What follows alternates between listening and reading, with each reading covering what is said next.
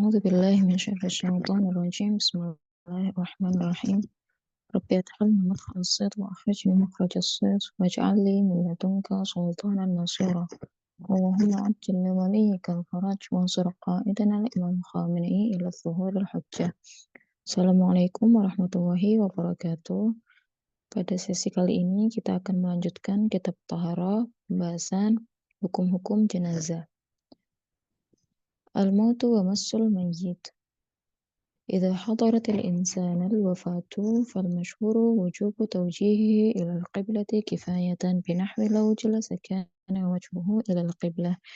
Manusia ketika sedang dalam keadaan sakaratul maut atau naza, wajib hukumnya diposisikan sedemikian rupa sehingga jika ia duduk, wajahnya menghadap ke kiblat. Tindakan ini hukumnya wajib kifayah, yang artinya ketika sudah dilakukan oleh satu orang maka gugur kewajiban bagi orang lain. Begitu juga memandikan jenazah yang juga merupakan wajib kifayah. Memandikan jenazah sendiri wa yalzimu taghsiluhu idza mata kifayatan bima'is sidri awwalan wa bima'il kafuri thaniyan wa bil ma'il qirahi thalithan.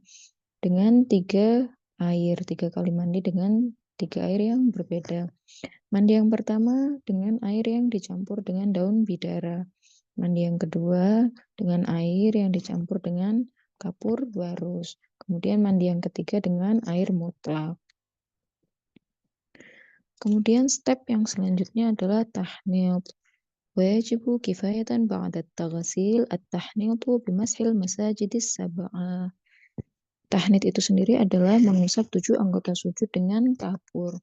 Dahi, 2 telapak tangan, 2 lutut, dan 2 ujung jempol kaki. Tahnid sendiri menggunakan bil ghafuril thahiril mashuq, dengan kapur barus yang sudah dihaluskan, kapur barus yang suci. Kemudian step selanjutnya adalah mengkafani jenazah. Mengkafani jenazah sendiri dengan 3 jenis kain. Kain yang pertama adalah mizar, adalah kain yang menutupi dari pusar hingga ke lutut. Kain berikutnya adalah qamis, yang merupakan kain yang menutupi dari 2 bahu hingga ke lutut kaki. Kain yang terakhir adalah izar, kain yang menutupi seluruh anggota badan. Step selanjutnya adalah watajibus sholatu 'alal mayyitil muslimi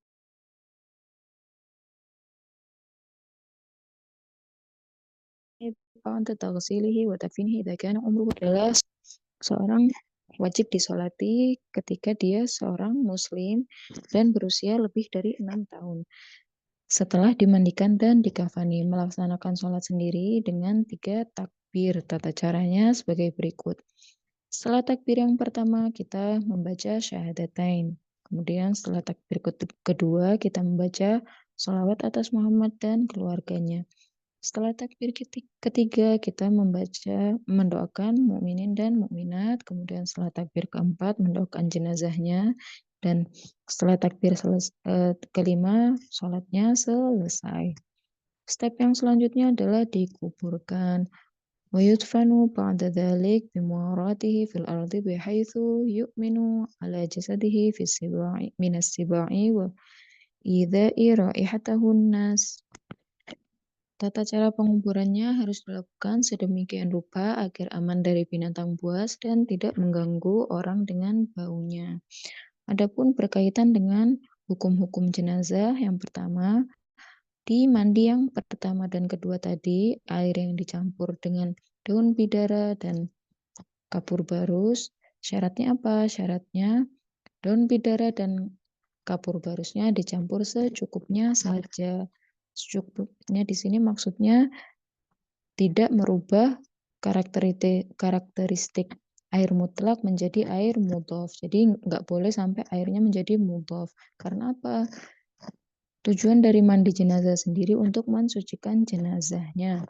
Kalau airnya berubah menjadi mudhof, maka jenazahnya tidak bisa disucikan dengan air mudhof. Kemudian hukum yang kedua adalah disyaratkan adanya mumatsalah. Harus sejenis, wanita memandikan wanita, pria memandikan pria. Mumatsalah ini hukumnya wajib. Kecuali apa? Ada pengecualian. untuk pasangan suami istri, anak di bawah 3 tahun, dan orang yang muhrimnya. Bagian hukum yang ketiga adalah menyentuh jenazah sebelum dimandikan menyebabkan dua hal. Jadi menyentuh jenazah menyebabkan najisnya anggota badan. Najisnya karena apa? Dengan syarat adanya rutubah atau kena basahan. Yang kedua menyebabkan mandi wajib. Dengan syarat apa? Jenazah yang dipegang harus sudah dingin. Sampai di sini selesai hukum-hukum jenazah. Pembahasan selanjutnya adalah kaifiyatut tayamum, tata cara tayamum. Tata cara tayamum di sini adalah tayamum dilakukan dengan menepuk kedua telapak tangan ke tanah. Jadi ditepukkan ke atas tanah, bukan hanya diusap atau diletakkan. Juga harus kedua tangan, bukan salah satunya aja. Menepuknya juga menggunakan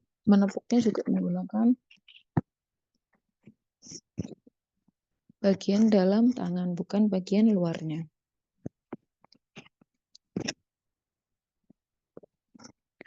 Kemudian mengusapnya di dahi dan kedua sisi dahi, mulai dari tempat tumbuhnya rambut hingga di atas hidung dan alis. Setelah itu, usapkan telapak tangan kiri ke seluruh bagian tangan kanan dari pergelangan tangan hingga ujung-ujung jari. Kemudian, usapkan seluruh bagian tangan kiri menggunakan telapak tangan kanan.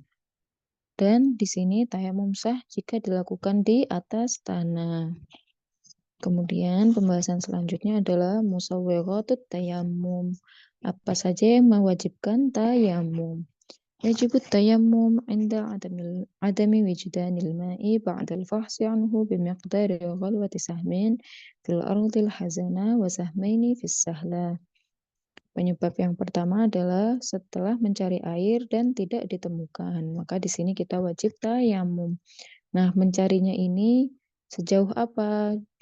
Sejauh melemparkan satu anak panah di atas tanah yang tidak rata dan dua anak panah di tanah yang rata. Satu lemparan anak panah sama dengan 200 langkah, sama dengan 220 meter. Jadi dua anak panah tinggal dikalikan 2. Akan tetapi di sini jarak yang disebutkan hanya sebagai contoh saja, nggak ada maudhu'iyahnya. Karena apa? Dengan fasilitas yang ada di zaman sekarang, ketika kita yakin ketika kita pergi lebih jauh lagi dari 200 langkah, kita akan mendapatkan air, maka kita wajib mencari air lebih dari jarak yang sudah disebutkan. Jadi jarak yang sudah disebutkan ini hanya sebagai contoh. Kemudian hal yang mewajibkan tayamum selanjutnya adalah wa indal khaufi minal wusuli ilaih. Ketika mukallaf merasa putus asa untuk mendapatkan air. Di sini maksud dari adamil wijdan yakni adamut tamakkuni biqarinati dzikril marad. Sesuai dengan ayat apa? Falam tajidu ma'an fatayammamu sa'idan thayyiban wa in kuntum maradha. Di sini ada kata maradha. Jadi maksud dari tidak mendapatkan air di sini adalah tidak memungkinkan untuk menggunakan air karena apa? Karena sakit. Au khawfil mukallafi ala nafsihi au ghairi. Hal yang selanjutnya adalah yang ketiga, au khawfil mukallafi ala nafsihi au ghairihi min isti'malihi. Ketika mukallaf khawatir untuk menggunakan air pada dirinya sendiri atau orang lain. Yang berikutnya adalah wa inda wujudil haraji fi tahsilihi. Di sini kita harus tayamum ketika kesulitan untuk menemukan air. Dalilnya ada di ayat 78 surat Al-Hajj. Ma ja'ala 'alaikum fid dini min harajin. Namanya kaidah nafyul haraj. Kemudian selanjutnya adalah wa inda dhaiqil waqti, ketika waktu salat sempit. Di sini maksud dari adamil wijdan, tidak bisa mendapatkan air adalah li'adamit tamakkuni min nahiyatil dhaiqil waqt. Karena tidak memungkinkan untuk menggunakan air dikarenakan sempitnya waktu. Yang terakhir adalah wa indal muzahamati biwajibin yata'ayyanu sarful ma'i fihi. Jika ia ingin menggunakan air tetapi berbenturan dengan tidak bisa menggunakan kewajiban lain yang membutuhkan air. Maksudnya ini adalah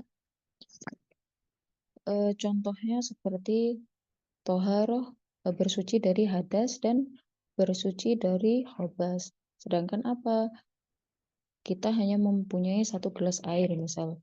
Kita punya 2 kewajiban, membersihkan khobas dan mensucikan dari hadas. Di sini bersuci dari hadas seperti wudhu dan mandi ada penggantinya. Penggantinya bisa tayamum. Tapi bersuci dari khobas tidak bisa diganti selain air. Seperti membersihkan kencing, darah, dan lain-lainnya tidak bisa digantikan dengan selain air. Maka di sini yang aham dan muhim yang mana? Yang lebih penting adalah mensucikan dari khobas. Jadi kita lebih mengutamakan menggunakan air untuk mensucikan khobas daripada bersuci atau wudhu. Karena wudhu ada penggantinya yaitu tayamum. Pembahasan selanjutnya adalah wudhu'ul jabira wa ghusluhu.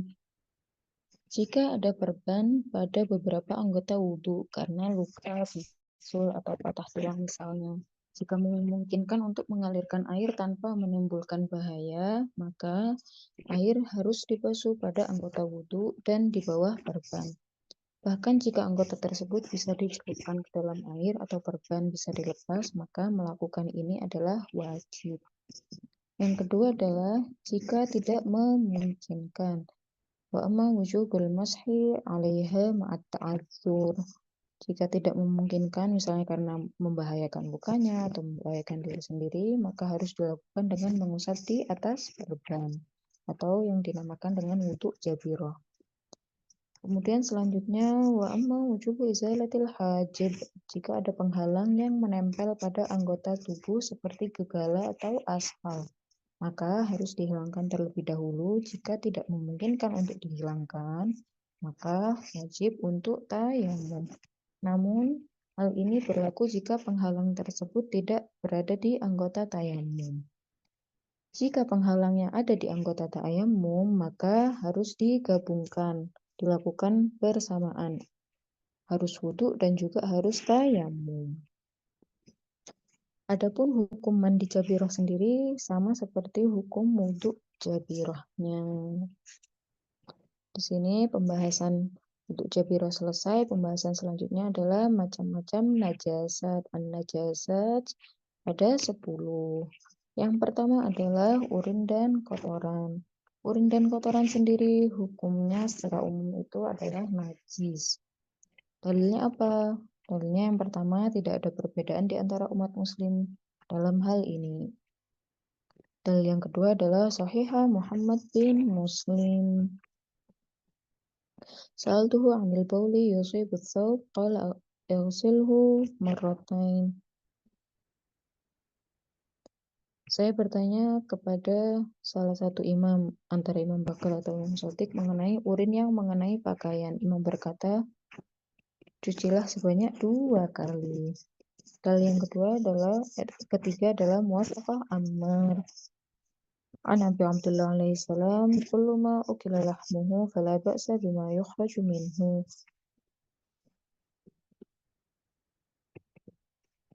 Segala sesuatu yang halal dagingnya, maka urin dan kotorannya tidaklah najis.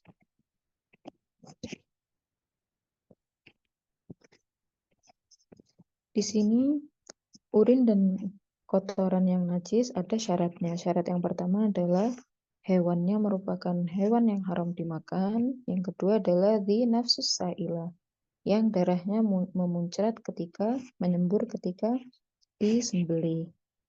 Nah, disyaratkannya hewan haram dagingnya ini dalilnya apa? Dalilnya yang pertama ada muwafaqah Ammar yang tadi di atas. Dan yang kedua adalah muwafaqah sabati. Nyamuk, belalang, semut, dan hal-hal yang serupa yang mati di dalam sumur atau minyak atau lemak hewan dan sejenisnya. Imam Shatiq berkata, setiap sesuatu yang tidak memiliki darah yang menyembur saat disembelih tidaklah najis. Karena apa? Pasti setelah mati, tubuh serangga akan hancur dan urin serta kotoran yang ada di dalam tubuh mereka akan keluar dan bercampur dengan airnya. Meskipun demikian, imam tanpa syarat apapun memberikan hukum tentang kesucian air tersebut. Akan tetapi, ada pengecualian di dalam hukum ini, yaitu burung. Burung dikecualikan dari hukum najisnya urin dan kotoran. Dalilnya apa? Dalilnya Sahih Abi Basir an Abi Abdullah alaihi salam kullu syai'in yatir fala ba'sa bi baulihi wa khari'ihi. Mau itu burungnya haram dimakan maupun yang burung halal dimakan. Wa ammal hukmu bit taharati 'inda syakki fil qaidain. Jika kita ragu dalam dua syarat yang udah disebutkan tadi, hewan yang haram dimakan dan yang dinafsus sa'ilah, apa yang kita lakukan? Hukumnya adalah suci. Dalilnya apa? Dalilnya as-salatut taharah. Berlaku atasnya kaidah taharah. Sampai di sini kita najasah yang kedua adalah mani dan maita, al-mani wal maita, bangkai. Mani yang keluar dari manusia adalah najis hukumnya. Dalilnya tasalum di antara ulama. Dalil berikutnya adalah Daruriyatuddin. Kemudian ada Sahihat Muhammad bin Muslim. Kami bertanya kepada imam tentang mani yang mengenai pakaian. Apa yang harus kamu lakukan? Imam berkata, in arafta makanahu faghsiluh wa in khafiya alaik faghsilhu kulluh. Jika kamu mengetahui tempat terkenanya, maka cucilah di tempat yang terkena mani saja. Jika kamu tidak mengetahuinya, maka cucilah seluruh pakaianmu. Di sini mani yang keluar bukan dari hewan, bukan dari manusia, yakni selain manusia, hukumnya juga najis. Dalilnya apa? Dalilnya Sahih Muhammad bin Muslim. Imam menyebutkan bahwa mani sangatlah najis dan menganggapnya lebih najis daripada urin. Akan tapi bersandar pada hadis ini tidaklah tepat karena apa? Hadis yang pertama tadi mengenai tentang berkaitan tentang mani manusia, bukan ini. Sedangkan dalil yang mau kita bahas ini adalah tentang najisnya mani hewan. Jadi al-baulu wal mani di sini alif lamnya alif lam jins. Sehingga ketika urin hewan yang haram dimakan dagingnya dianggap najis, maka mani hewan tersebut juga dianggap najis. Ini dalil yang lebih tepat. Kemudian pembahasan selanjutnya adalah dalil kenapa mani hewan yang memiliki nafsus sa'ilah hukumnya najis. Padahal dagingnya halal dimakan. Seperti apa? Misal seperti sapi, kambing, dan lain-lain. Dalilnya yang pertama adalah ijma ulama. Dalil yang kedua adalah Muwaththaq Ibnu Bukair. Fa in kana mimma yu'kalu lahmuhu fa shalatu fi. Segala sesuatu yang halal dimakan dagingnya, salat dengan bulu, urin, rambut, kotoran, dan susu, serta segala sesuatu yang diambil darinya adalah boleh hukumnya. Wa kullu syai'in minhu jaizun. Kemudian pembahasan selanjutnya adalah dalil bahwa mani hewan yang bukan nafs sa'ilah hukumnya suci. Dalilnya apa? Dalilnya as-salatut taharah di sini karena kekurangan dan keterbatasan jangkauan dalil najasa. Kemudian dalil selanjutnya adalah Sahihah Hafs bin Ghiyath. Air tidak menjadi najis kecuali dari hewan yang memiliki darah yang menyembur. Secara umum, hadis ini juga mencakup mani hewan yang tidak memiliki nafsus sa'ilah. Kemudian di sini pembahasan selanjutnya adalah kenajisan bangkai dengan ketentuan yang disebutkan. Ketentuannya apa? Nafsus sa'ilah, darah yang menyembur. Dalil yang pertama adalah tasalum di antara ulama. Kemudian dalil selanjutnya adalah Sahihah Zurara anil Baqir alaihi salam idza waqa'atil faqra fis sama فماتت فيه فإن كان جامدا فألقها. Jika minyak tersebut beku, jika seorang tikus jatuh ke dalam minyak dan mati, Imam Bakir berkata, jika minyak tersebut beku, maka ambil tikusnya saja dan di sekelilingnya, dan minyak sisanya bisa digunakan. Namun jika minyak tersebut cair, maka jangan makan minyak itu dan gunakan untuk bahan bakar lampu saja. Pembahasan selanjutnya adalah kesucian bangkai hewan yang tidak memiliki darah yang menyembur. Dalil yang pertama adalah as-shalatut taharah. Dalil yang berikutnya adalah muwathaqah sabati. Segala sesuatu yang tidak memiliki darah yang menyembur, hukumnya tidak najis.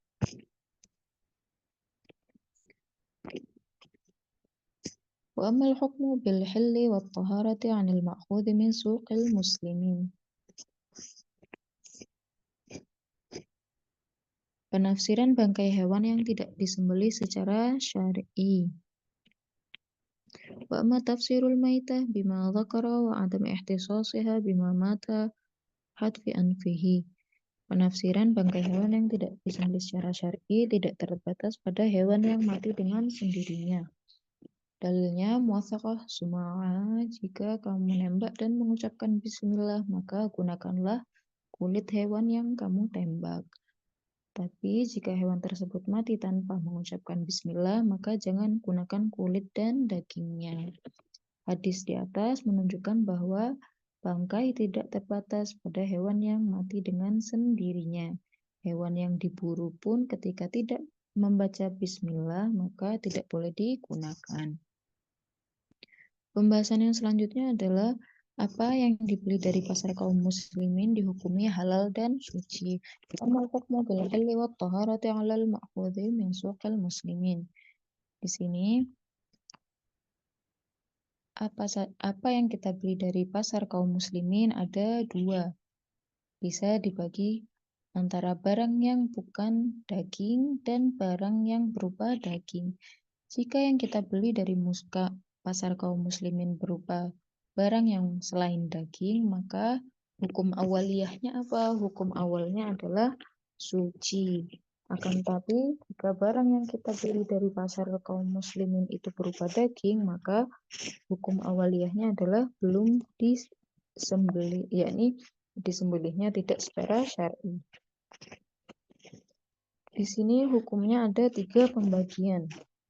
Yang pertama, ketika kita tahu tentang penyembelihannya bahwa hewan daging tersebut disembelih secara syar'i, maka kita boleh untuk memakannya. Hukumnya suci dan halal. Tapi ketika kita tahu bahwa daging tersebut tidak disembelih secara syar'i, maka hukumnya haram. Akan tetapi bagaimana jika kita ragu tentang penyembelihan daging tersebut? Di sini ada 2 kemungkinan. Yang pertama, kita punya amarah dhanniyah tentang penyembelihannya. Yakni sebelumnya kita tahu daging tersebut dari tangan kafir, orang kafir misal. Maka kita harus mencari tahu apakah disembelih secara syar'i atau tidak. Tapi ketika amarah dhanniyahnya kita tahu daging tersebut sebelumnya tidak berada di tangan orang kafir, maka nggak wajib untuk mencari tahu. Akan tapi bagaimana jika kita nggak punya amarah dhaniyah apa-apa? Maka kita nggak boleh menggunakan daging tersebut. Di sini dalilnya apa? Dalilnya yang pertama, pasar kaum muslimin adalah indikasi akan kesucian tersebut. Jadi dalil indikasi tersebut adalah riwayat dari Fudail, Zurarah, dan Muhammad bin Muslim mengenai daging yang dibeli dari pasar kaum muslimin. Dan tidak diketahui bagaimana penyembelihan hewan tersebut. Imam berkata, makanlah apa saja yang ada di pasar kaum muslim dan jangan bertanya tentangnya. Kul idza kana dzalik fi suqil muslimin wa la tas'al anhu. Dalil yang kedua adalah sirah qat'iyah. Jadi Dua argumentasi di atas, Suhul Muslimin dan Sirah Qat'iyah, menetapkan bahwa sesuatu yang dibeli dari tangan kaum muslimin adalah suci dan halal. Karena apa? Karena ada kaidah Suhul Muslimin yang kaidah Suhul Muslimin hanya merujuk pada lokasi dan tempat yang beragam, dan tempat-tempat ini tidak memberikan pengaruh pada hukum kehalalannya. Tetapi Suhul Muslimin sebagai penyingkap dari kepemilikan seorang muslim atau yadul muslim. Jadi sukul muslimin yang hujah adalah yang menyingkap akan adanya yadul muslimin di dalam itu. Itu baru yang hujah. Oleh karena itu, dasar kehalalan dan kesucian adalah kepemilikan seorang muslim, bukan pasal muslimin. Jadi tolak ukurnya apa di sini? Yadul muslim, bukan sukul muslimin sendiri. Kemudian yang berikutnya, keumuman dari kehujahan Suhul Muslimin mencakup keadaan di mana sebelumnya dipegang oleh orang kafir. Dengan argumentasi keumuman sahihah sebelumnya, ini tentang amarah dzanniyah yang tadi udah dijelasin. Dengan catatan bahwa ada kemungkinan muslim tersebut telah mencari tahu akan kesuciannya. Hal ini karena keabsahan Suhul Muslimin bersikap sebagai amarah dzanniyah, hanya indikasi saja, maka dihukumi suci. Dan indikasi tersebut tidak mencakup situasi di mana kita yakin bahwa muslim tersebut tidak mencari tahu terlebih dahulu. Pembahasan yang selanjutnya adalah najasat. Najasahnya dam atau darah. Darah itu secara umum adalah najis, dalilnya tasalum di antara ulama, kemudian dalil selanjutnya daruriyatul fiqh. Kemudian dalil berikutnya banyak riwayat dalam kasus-kasus tertentu, misalnya najisnya darah hidung dan darah yang keluar dari pencabutan gigi dan luka-luka, menunjukkan bahwa darah itu najis. Dalil bahwa tabiatnya darah itu adalah najis. Yang pertama, berpegang pada pemahaman uruf dalam hukum kenajisannya. Ketika dikatakan bahwa darah itu najis, di mana yang dimaksud adalah darah secara umum yang hukumnya najis. Dalil yang kedua adalah Muwaththaqah Ammar. Imam Shadiq ditanya tentang sesuatu yang diminum oleh burung merpati. Su'ila amma tashrabu minhul hamama.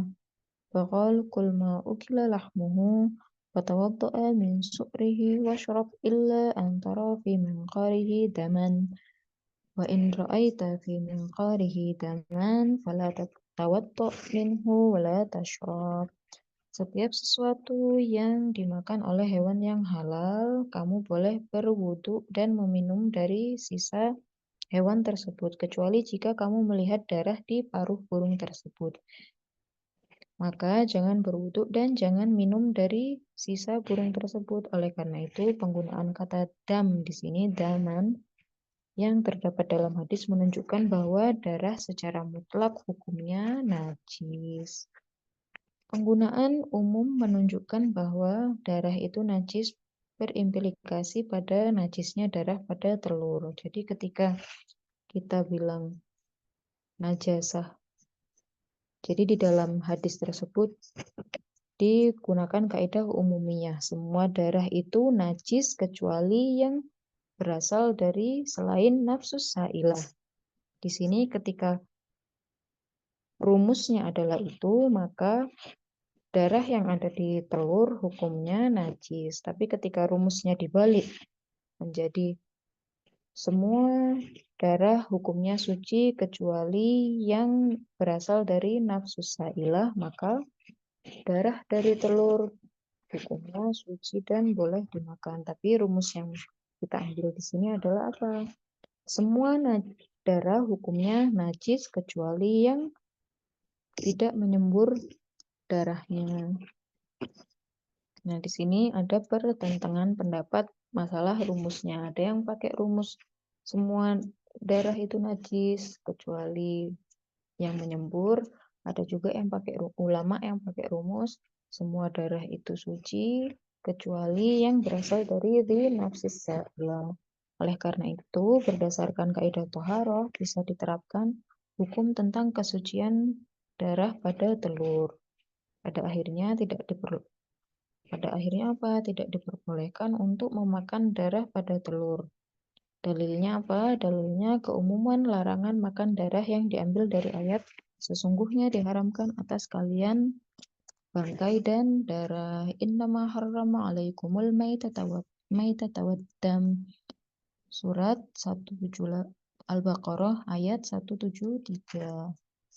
Di sini rumus yang dipakai adalah semua darah najis kecuali yang tidak berasal dari selain binafsis sa'ilah. Kemudian pembahasan selanjutnya adalah kesucian darah hewan yang bukan binafsus sa'ilah. Dalilnya as-shalatu taharah. Kemudian dalil berikutnya, jika kita menganggap semua darah itu najis, maka riwayat Hafs bin Ghiyath yang bilang la yufsidul ma illa ma kanat lahu nafsus sa'ilah mencakup darah hewan yang tidak memiliki darah yang menyembur juga. Adapun ketika kita ragu tentang status nafsus sailahnya hewan, maka di sini berlaku as-shalatut thaharah. Keluarnya sesuatu yang diragukan karena gatal dan juga keluarnya sesuatu yang diragukan dalam kegelapan, maka dihukumi kesuciannya berdasarkan apa? As-shalatut thaharah. Dalam hal keraguan tentang apakah sesuatu cairan itu adalah darah atau bukan, tidak perlu melakukan penyelidikan. Bahkan jika pencarian ini dapat dilakukan dengan mudah. Dalilnya apa? Karena ini merupakan syubhah maudhu'iyah. Syubhah yang berasal dari perkara khariji atau keraguan terhadap subjek.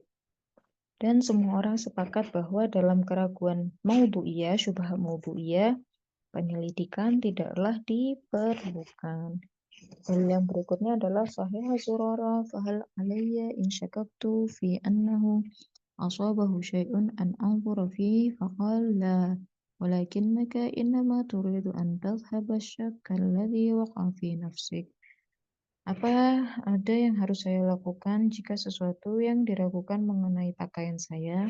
Imam menjawab, tidak ada yang harus kamu lakukan jika kamu ingin menghilangkan keraguan dari dirimu. Masalah ini bukanlah masalah khusus, melainkan masalah umum. Kemudian najasah yang selanjutnya adalah al-khamru wan nabidhu wal fuqa'ul muskir. Khamar, nabidh, dan fuqa'.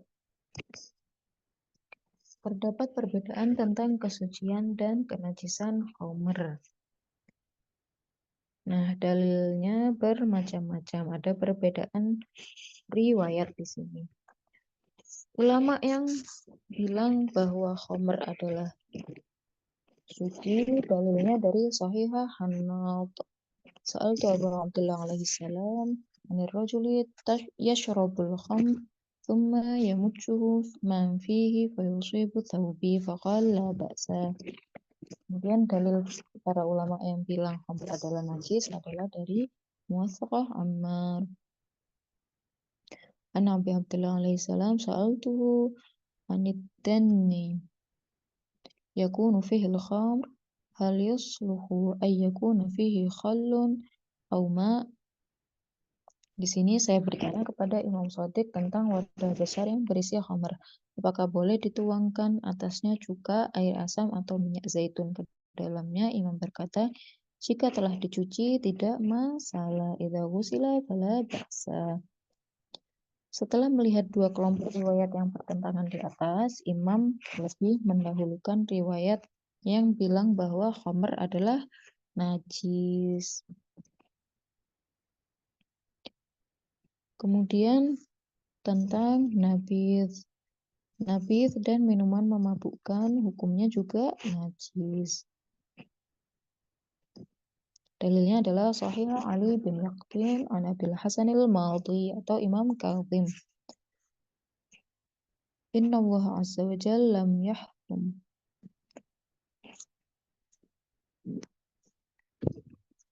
Allah tidak mengharamkan khamar karena namanya, tetapi mengharamkannya karena akibatnya. Akibatnya apa? Memabukkan. Oleh karena itu, setiap sesuatu yang akibatnya seperti khamar, yang akibatnya sama-sama memabukkan seperti khamar, maka hukumnya juga haram seperti khamar. Ini namanya itlaq tanzili. Karena sama-sama haram, sama-sama memabukkan, maka hukumnya sama seperti khamar dalam hal keharamannya, kenajisannya, dan wajib menjalankan hukum cambuk. Wajib dijalankan hukum cambuk di atas.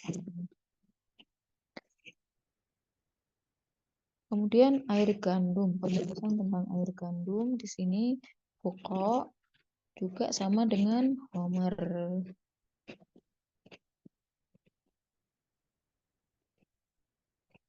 Sama-sama itlaq tanzili.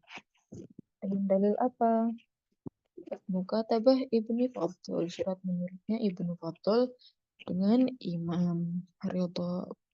Katabtu ila Abil Hasanil Ridha alaihi salam as'aluhu anil fuqa faqal huwal khamr wa fihi haddu syaribil khamr. Saya menulis surat kepada Imam Ridha dan bertanya tentang air gandum. Imam berkata, pokok juga merupakan khamr dan siapapun yang meminumnya, hukum peminum khamr berlaku terhadapnya. Penjelasan Imam di sini bersifat mutlak dan juga mencakup hukum najisnya pokok. Kemudian pembahasan selanjutnya adalah al-asirul inabi, air anggur. Jika didirikan, tidak ada masalah dalam keharamannya. Dalilnya apa? Dalilnya Sahih Abdullah bin Sinan an Abi Abdullah alaihissalam kullu asirin asabathu an-nar fahuwa haramun hatta yudhhaba thuluthahu wa yabqa thuluthahu. Setiap jus yang terkena api adalah haram hukumnya sampai 2/3 darinya menguap. Jika 2/3 telah menguap dan tersisa 1/3-nya, maka menjadi halal. Masalahnya terletak pada najisnya asirul inabi. Jadi air anggur ini najis atau tidak. Dengan dalil tidak ada. Jadi ada dua pendapat. Pendapat yang pertama, ada yang bilang air anggur ini najis. Pendapat kedua, ada yang bilang suci. Orang yang bilang air anggur itu suci, dalilnya apa? Ada mulazamah bainal hurmati wan najasa. Tidak ada keterkaitan antara haram dan najis. Jadi enggak semua yang haram adalah najis hukumnya. Ada sesuatu yang haram yang suci juga. Seperti jadi setiap segala sesuatu yang haram tidak harus najis.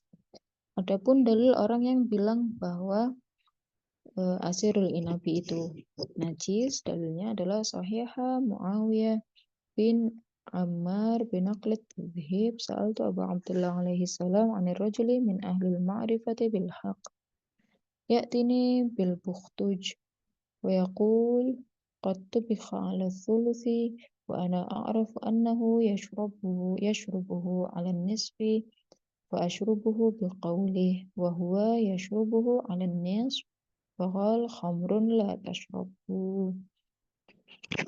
Jadi saya bertanya pada Imam Shadiq, seorang laki yang bisa membedakan kebenaran dari jadi orang yang ahlul ma'rifah membawakan saya air anggur yang telah direbus dan dia bilang bahwa 2/3 darinya telah menguap dan sisa 1/3. Saya tahu bahwa jika setengah dari anggur tersebut menguap, hanya setengahnya saja, dia akan meminumnya dan tidak menunggu sampai 2/3-nya menguap. Apakah saya harus mempercayai ucapannya dan meminum air tersebut? Dengan penjelasannya yang seperti itu, Imam berkata, air tersebut adalah khamr dan jangan meminumnya.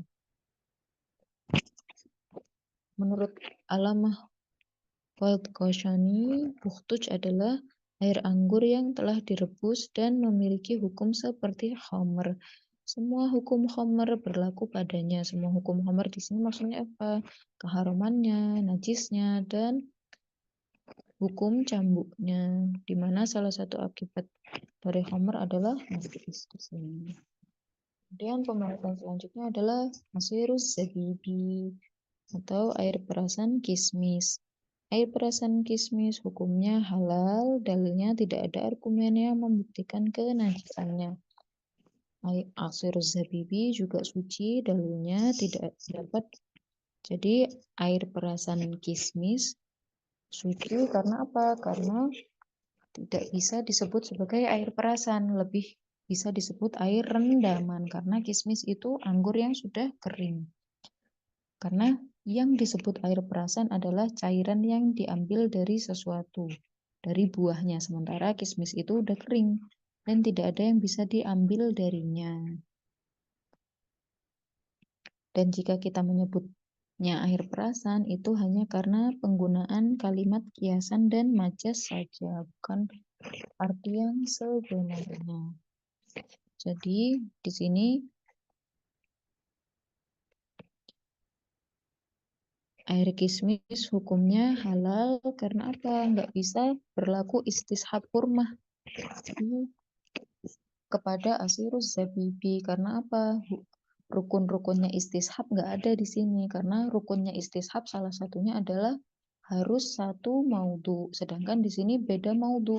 Kalau kita mau sebut haram, mau kita samakan dengan air anggur, di sini bukan air perasan, tapi air rendaman kismis, karena nggak ada yang bisa diperas dari kismis. Jadi beda maudhu, maka rukun istishab di sini tidak berlaku dan nggak berlaku lagi istishab hurma. Akan tetapi berlakunya apa? Istishab hilliyah, asalatul hilliyah. Segala sesuatu halal sampai kita tahu keharamannya. Kemudian pembahasan selanjutnya adalah asirut tamari, air perasan kurma. Terkait air perasan kurma juga kita tidak memiliki argumen selain riwayat air perasan karena jus tidak bisa diterapkan untuk kurma. Maka asirut tamari tidaklah haram. Jadi di sini baik asirut zabibi dan asirut tamari sama-sama halal dan suci. Baik itu sebelum dididihkan maupun setelah dididihkan. Selama apa? Selama tidak memabukkan. Pembahasan najasah yang selanjutnya adalah kafir. Jadi kafir itu ada dua, ada kafir asli, ada kafir ghair asli. Kafir asli ada terbagi menjadi dua, kafir asli kitabi dan kafir asli ghair kitabi. Kafir ghair asli ada dua, ada kafir murtad dan ada yang dihukumi sebagai kafir. Kafir murtad sendiri juga ada dua. Ada murtad milli, ada murtad fitri. Murtad milli ini orang yang sebelumnya terlahir kafir, kemudian masuk Islam, kemudian kembali menjadi kafir. Adapun murtad fitri adalah orang yang terlahir Islam, kemudian menjadi kafir.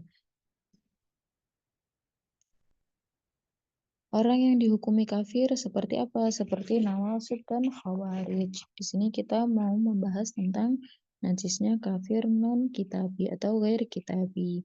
Di sini dalilnya apa? Dalil yang pertama adalah tasalum di antara ulama. Dalil yang kedua adalah kadang untuk kenajisannya itu berargumentasi dengan ayat innamal musyrikuna najisun.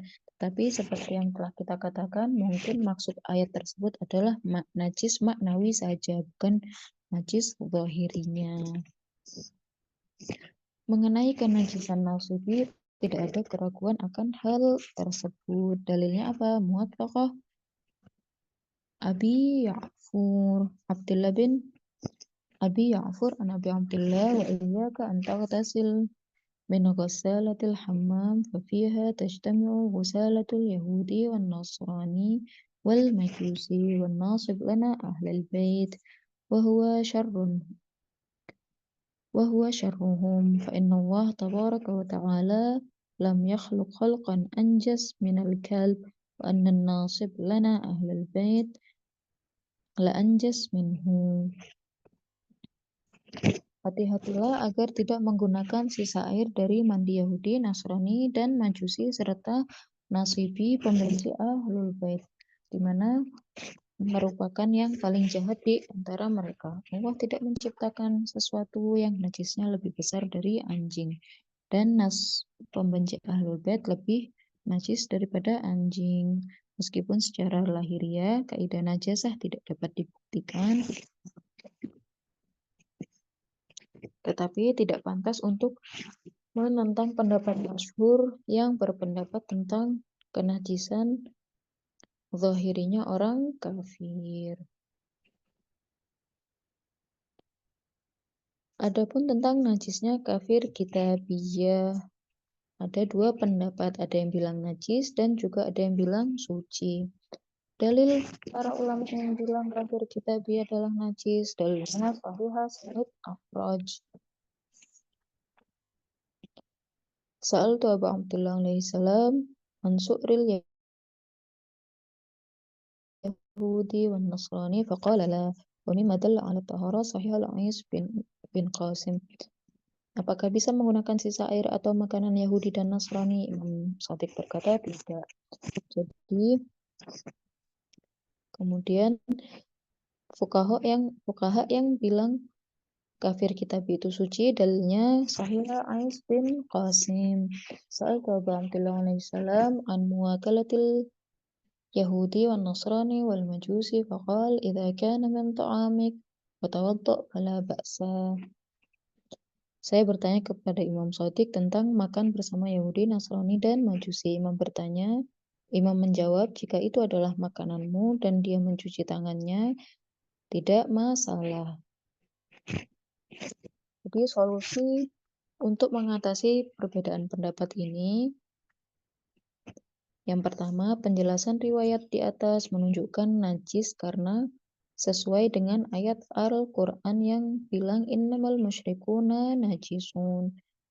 Ayat 28 surat At-Taubah.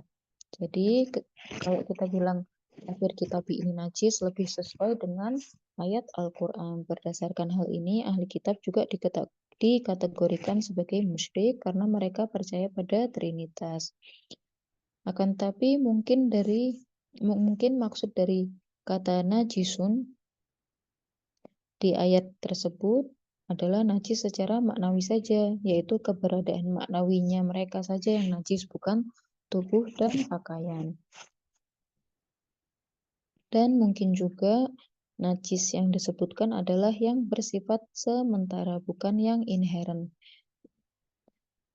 Najis bersifat sementara ini terjadi akibat pertemuan najis dengan tubuh, yakni karena mereka lebih sering memegang anjing misalnya.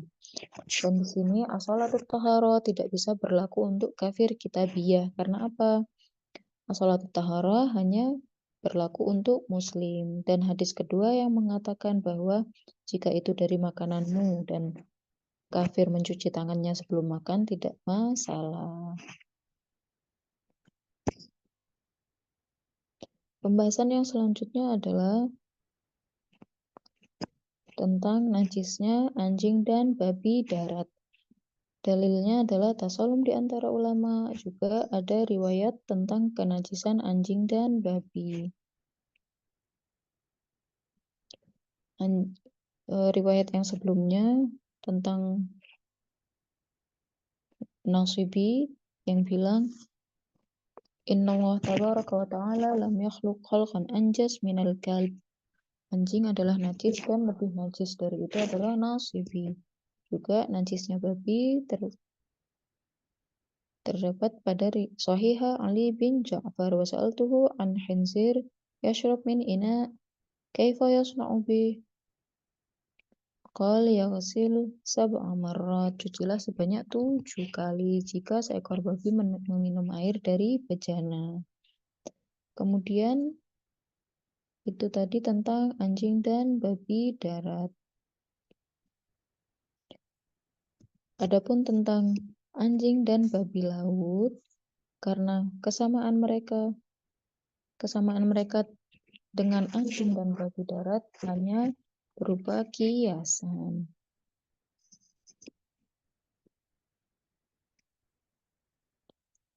Yang selanjutnya adalah najisnya keringat junub yang dilakukan dengan cara haram amma arakul junubi min haram. Dalilnya beberapa riwayat menunjukkan kenajisannya dan beberapa menunjukkan ketidakbolehan sholat dengan pakaian yang terkena keringat tersebut. Tapi semua riwayat tersebut adalah dhaif. Contohnya dari dalil Abil Hasan. Jangan gunakan air mandi yang sebelumnya digunakan oleh pezina atau seseorang yang lahir dari zina atau nasibi, dan nasibi lebih berbahaya dari semuanya. Riwayat ini selain dhaifus sanad karena mursala, juga dhaifud dalalah karena yang disebut adalah badan pezina, bukan keringat pezina. Wassallallahu ala sayyidina Muhammad wa alihi tayyibin at-tahirin. Allahumma shalli ala Muhammad wa ala Muhammad.